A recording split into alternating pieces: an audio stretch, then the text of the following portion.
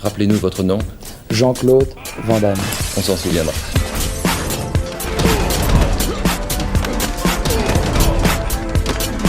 Van Damme Express.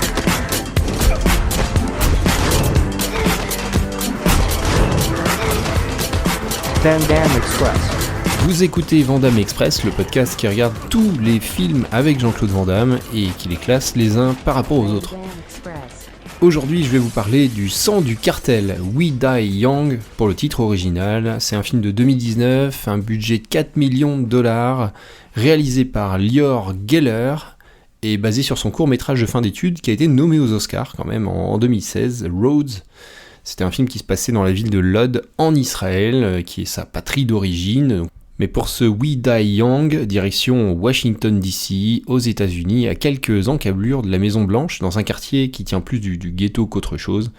On suit Lucas, un garçon de 14 ans, actif dans la vie de gang dans ce quartier de Washington, et qui est pris sous l'aile du chef de gang local, Rincon. Alors c'est un gang qui appartient au cartel MS-13, Mara Salvatrucha, qui est un gang issu du Salvador, qui est rivaux des 18, donc c'est vraiment les gangs connus, importants aux États-Unis, qui est normalement plutôt implanté sur la côte ouest. Washington DC reçoit 50 000 touristes chaque jour, sauf dans le quartier d'où je viens, où on n'en voit jamais un. En vélo, on peut être à la Maison Blanche en 20 minutes. Mais ici, les rues appartiennent aux gangs. Et je bossais pour le plus gros de tous, la Mara Salvatrucha, aussi appelée MS-13. Mon rêve, c'était de devenir un roi du baseball comme Cabrera. Seulement, dans mon quartier, le deal passe avant le baseball. Moi, ma bande, les Coronado Locos, on gérait le racket, la drogue, les putes de la rue de la Fac jusqu'à la voie ferrée. Le système est tellement bité que si tu te fais choper n'importe où dans le DC, ils te filent aux fédéraux. Du coup, les condés sont pas spécialement regardants. Ça fait que les gangs sont devenus de plus en plus gros, vu que personne balance aux flics. En fait, tout le monde a la trouille au ventre de se faire expulser. Comme ils ont déjà expulsé 10 000 gars dans 40 états. Il y a les revendeurs. Au-dessus d'eux, t'as les coursiers. Les coursiers obéissent aux soldats. Et les soldats obéissent à Jester. Tout le monde doit passer par lui pour parler au boss. Sauf moi. C'est pour ça qu'il me déteste. Et donc, en haut de la chaîne alimentaire, t'as Rincon.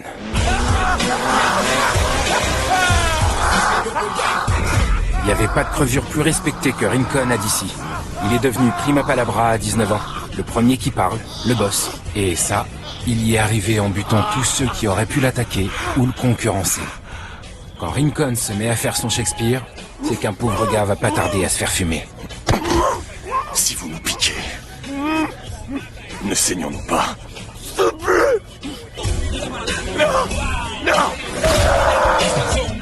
Donc là on a un film qui alterne entre les affaires de Rincon, donc ce chef de gang, et le périple de Lucas. Donc d'un côté on suit la préparation du mariage de la sœur de Rincon, une sœur qui l'adore, les passages à tabac, parce que comme il est chef de gang, il va gérer son business autour de la drogue, qui consiste principalement à semer la terreur, à récupérer, à distribuer, à gérer les réseaux de distribution, et à passer à tabac ceux qui gèrent mal ou qui ne sont pas dans le droit chemin. De l'autre côté, on suit le parcours de Lucas. On comprend que la fidélité et la confiance, c'est des piliers essentiels, mais aussi fragiles dans cette société ultra-violente et chaotique. Côté Rincon, on a les deux facettes de son personnage qui sont assez crédibles et attachantes. On sent la dureté du milieu, un quartier, le poids de la société locale et du cartel qui est au-dessus. Mais on comprend aussi que Lucas, de son côté, la façon dont il traite les revendeurs, parce qu'il il fait le lien, en fait, il distribue la drogue, il récupère l'argent, ou les conseils qu'il donne aux gosses qui traînent, avec notamment son frère, dont je vais y venir. On voit qu'il n'a pas la conviction que c'est un avenir rose et qu'il le souhaite à personne, à commencer par son petit frère. Lucas, écoute, je suis désolé. C'est ma femme, elle est malade à cause de la chimio. Alors j'ai été forcé de fermer la boutique quelques jours. Je paierai la semaine prochaine. Dis-lui que je suis désolé. Tiens, prends ça. Pour toi et ton frère. Écoute, je veux bien te couvrir, Carlo. Mais la prochaine fois, faut que t'aies le fric. Je pourrais pas te sauver à chaque fois. Oui, je sais, merci. T'es un bon garçon, Lucas. Le film raconte ce jour où tout bascule. Rincon marie sa sœur aujourd'hui, donc la famille et le cartel se réunissent. Il y a la préparation au début et puis la cérémonie qui a lieu ensuite. Et le petit frère de Lucas, à 10 ans, il se fait introduire dans le gang. Donc c'est le point de déclenchement. Lucas, il décide subitement de mettre son frère à l'abri. Il veut pas que son frère soit entraîné dans ses affaires et ce destin. Il est aidé par une double opportunité. Il y a Miguel qui est pris, donc le petit frère de Lucas, il est pris dans un camp d'entraînement d'espoir du baseball, pour lequel a priori il est doué. Et Rincon vient de confier à Lucas une énorme somme d'argent qu'il doit remettre probablement à des cadres du cartel. Lucas est vite rattrapé par les seconds couteaux du gang, mais il sera aidé par Daniel, incarné par Jean-Claude Van Damme, qui est un ancien combattant de la guerre d'Afghanistan. Ils nous refont ce coup-là, avec qui c'est lié d'amitié. Daniel va déclencher la fin du gang et l'arrivée de la police pour un final en forme de noces macabre, ce qui permettra aux deux frères de se libérer de ce destin funeste qui attendait notamment Miguel. Alors, après Rhodes, donc son court-métrage dont je parlais au début, Lior Geller, il travaille avec des producteurs pour développer cette histoire qui deviendra le sang du cartel. Il crée une campagne de financement participatif en 2017 pour aider à financer la production du film. C'est un film assez fauché quand même, mais c'est un film assez personnel comme peut l'être la suite d'un film de fin d'études. Le projet il attire rapidement l'attention des investisseurs, notamment Moshe Diamond, qu'on connaît bien, qui a produit une dizaine de films de Jean-Claude Van Damme, tous les Ringolam, Tsuyark, Time Cop, et des plus récents, The Shepherd et Pound of Flesh. Finalement, le film a été financé par la société de production Brown Studio, de Moshe Diamond. Van Damme, avec sa société Rodin, est greffé au projet pour lui donner probablement un peu plus de poids et un argument marketing. Le film, il sera présenté au Festival du film de Santa Barbara et de Miami, et un accueil plutôt correct, donc peut-être moins important, et a priori un film qui ne transforme pas l'essai par rapport au court-métrage qui était nommé aux Oscars. Au casting, un casting assez intéressant, on a Elias Garza qui joue Lucas, un garçon qu'on a déjà vu dans Sicario et The Book of Life avec Diego Luna.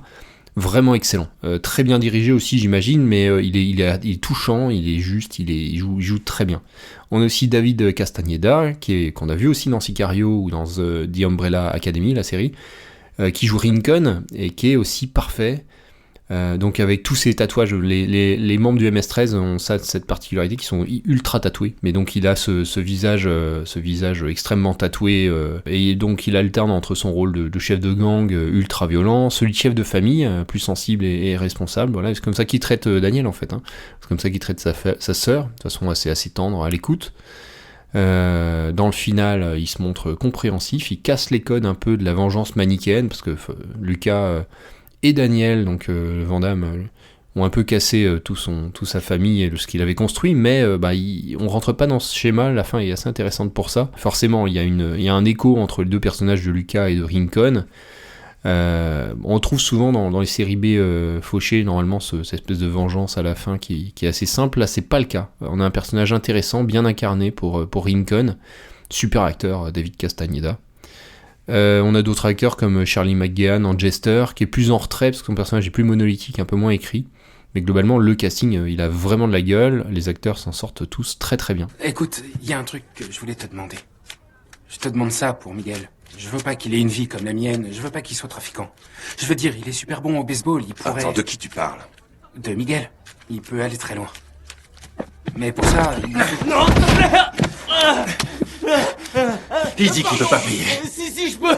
Tu me connais, je suis un de tes gars. Rudy. Le fric, je vais le trouver. Mec, là, c'est la 3e fois, c'est plus possible, on peut plus être copains. Je vais te forcer de te faire du mal et c'est par ta faute, tu comprends? Non, je te paierai, je te jure. Tu te foutras plus de ma gueule. Je vais payer. Jester, écoute, je dois encore voir un truc avec Lucas, alors je te laisse finir. Ok? Non, s'il te plaît. Attends, non, pitié. Je suis un de tes gars. Tu me connais, je vais te payer, je te jure. Non. Des fois, je trouve que t'as un peu trop de ton frère en toi. C'était un gars intelligent, mais trop gentil. Il a trouvé moyen de se faire buter à l'autre bout du monde en croyant t'aider. Tu sais, les gens, faut que tu leur inspires la peur. Et ton cœur, il faut qu'il soit Comme de la pierre. Tu sais, j'avais aussi de la peine pour eux à ton âge. Quand je suis arrivé ici, j'avais rien. Mon père et mes frères sont fait buter au Salvador. Et ma mère violée et assassinée par les coyotes.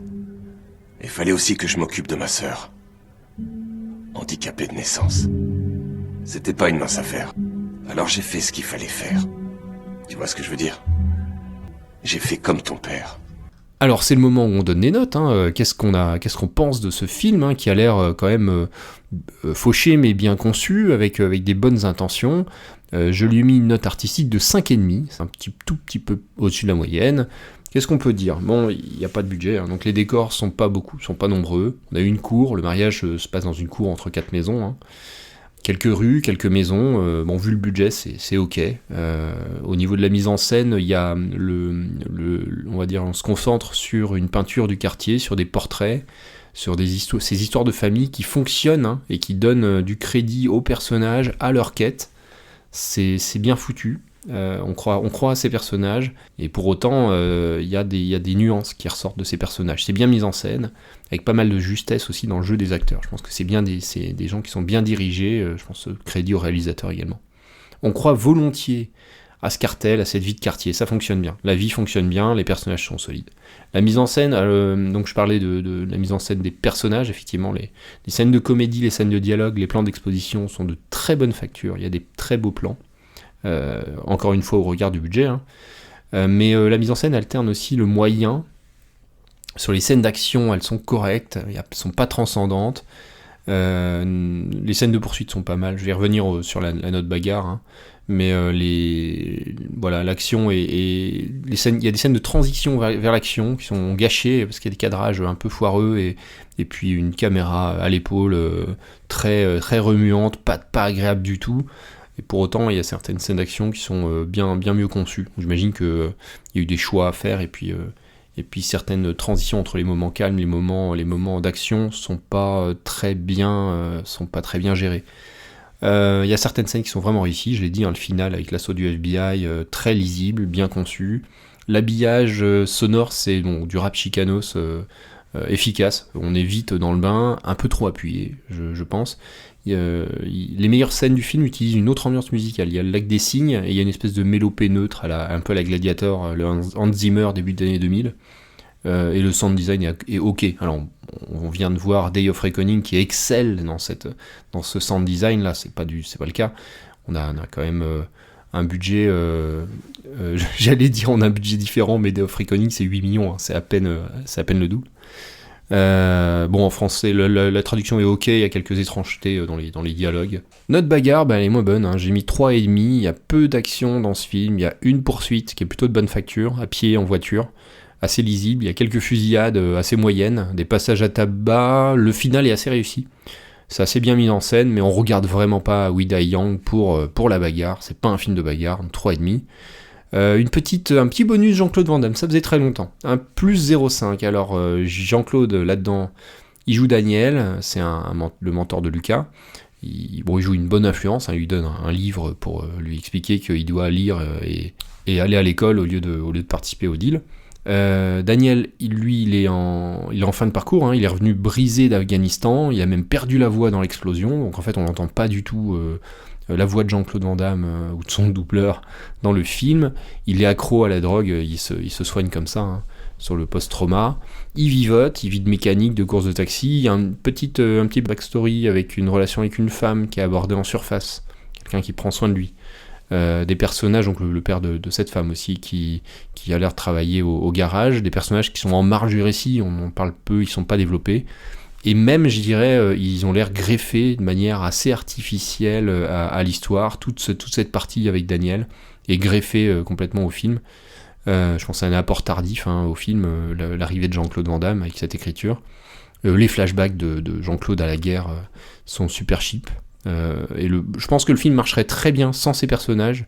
Ils agissent surtout en dernière partie du film. Enfin, c'est des personnages outils et Daniel qui déclenche en fait la fin du film. Alors sans lui, il aurait fallu trouver quelque chose d'autre. Ça fonctionne bien, mais c'est Jean-Claude Van Damme qui vient extraire Lucas et son frère de ce mariage où ça allait mal se passer. Et donc il agit en père de substitution en somme. Mais c'est vrai que c'est comme si le personnage était une sorte d'ombre peut-être de son père disparu à Lucas, et qu'il n'existe pas vraiment pour les gangsters. Il est vraiment greffé au scénario. Bon, Jean-Claude, il joue juste et sobre, il s'exprime surtout par le regard, il a une espèce d'appareil de synthèse vocale, mais ça crédibilise un peu son rôle de soutien, c'est comme s'il était là mais pas vraiment là. Belle présence à l'écran, j'ai trouvé une insertion au pied de biche dans ce récit. Salut Daniel, je l'ai lu. Le conte des deux cités. C'est fun, j'aime bien. Ouais, d'accord, je l'aurais bien lu. Seulement, j'ai jamais le temps. Les garçons de ton âge vont à l'école. Ils ne travaillent pas pour les gangs. Ouais, sûrement. Une implication, un vrai apport finalement, qui donne un peu de volume au film. J'ai donné un petit bonus assez généreux de plus 0,5, ce qui permet au film d'atteindre la note de 5 sur 10, donc pile la moyenne.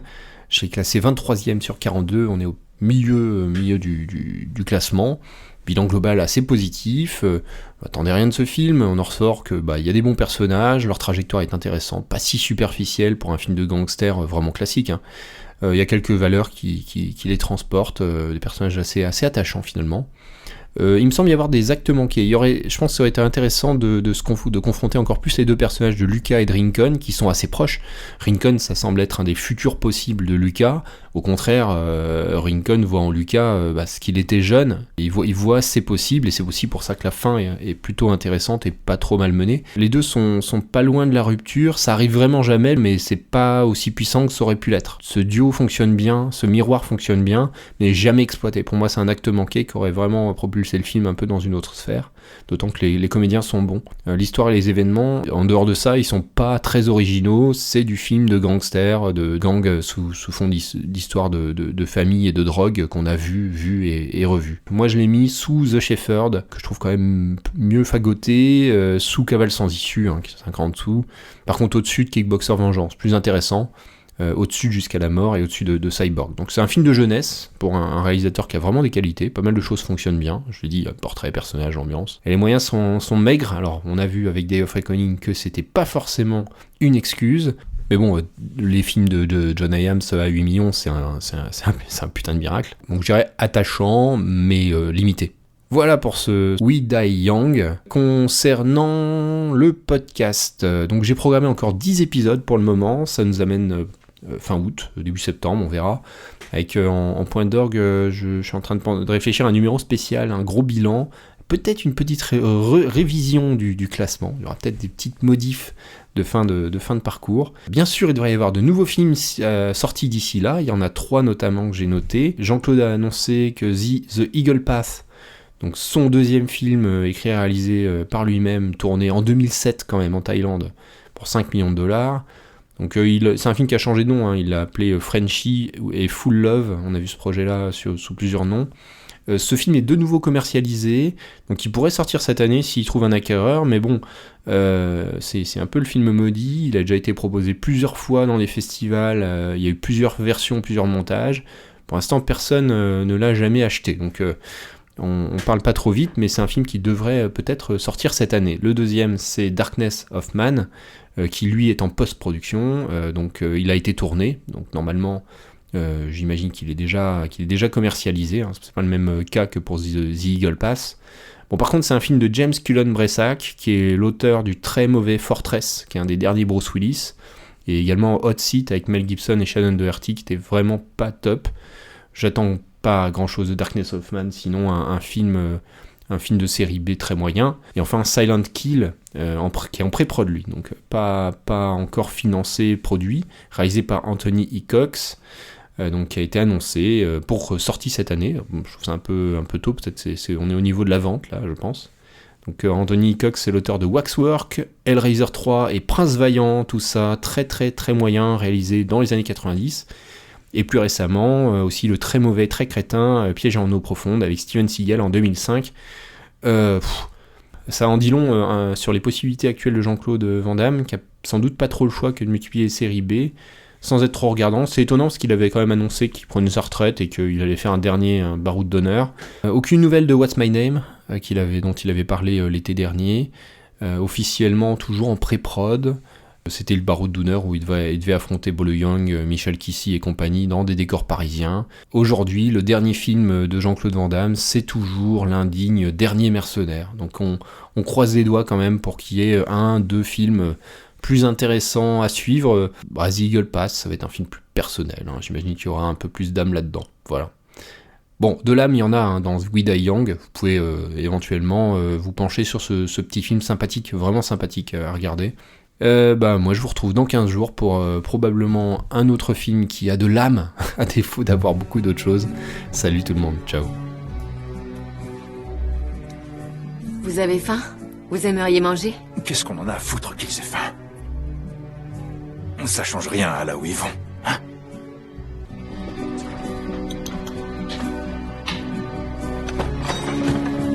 Hé! Ben quoi? T'aimes pas les garçons? Non mais ça va pas! Faut que tu surveilles un peu mieux tes poules, mec. Celle-là, elle avait le feu au...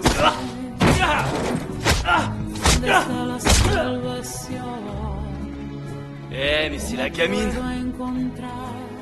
Sérieux, qu'est-ce qu'il fout là? Ouais, qu'est-ce que tu fous par ici, le Blancos? Putain de drogué de merde. C'est quoi ton problème? T'es en manque, c'est ça? T'es à la recherche d'une dose? Ah, tu veux jouer? T'es bien sûr d'être au niveau, gars? Ouais, c'est ça, vas-y! Bouge pas, reste par terre! Putain! Voilà ce qu'on fait aux débris comme toi. Tu croyais quoi? Et tu vas voir que c'est pas terminé. On va te crever maintenant. Ouais! Tu rentres chez moi et tu touches à ma famille.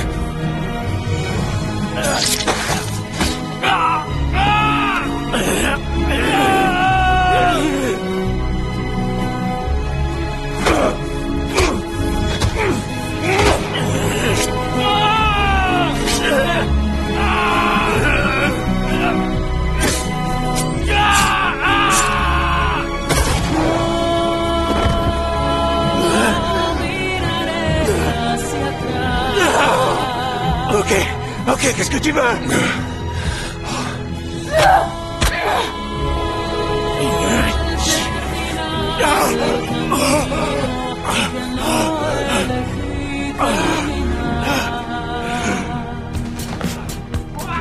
Van Damme Express.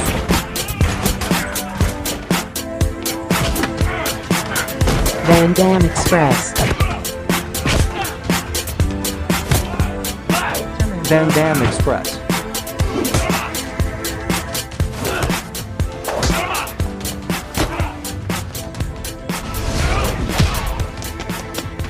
La route? Là où on va, on n'a pas besoin de route. Asseyez-vous. Je me mets là. Ouais. Eh Bernard, café. Vous voulez un café? Ah, non merci, je ne bois pas. Merci bien. Alors un seul.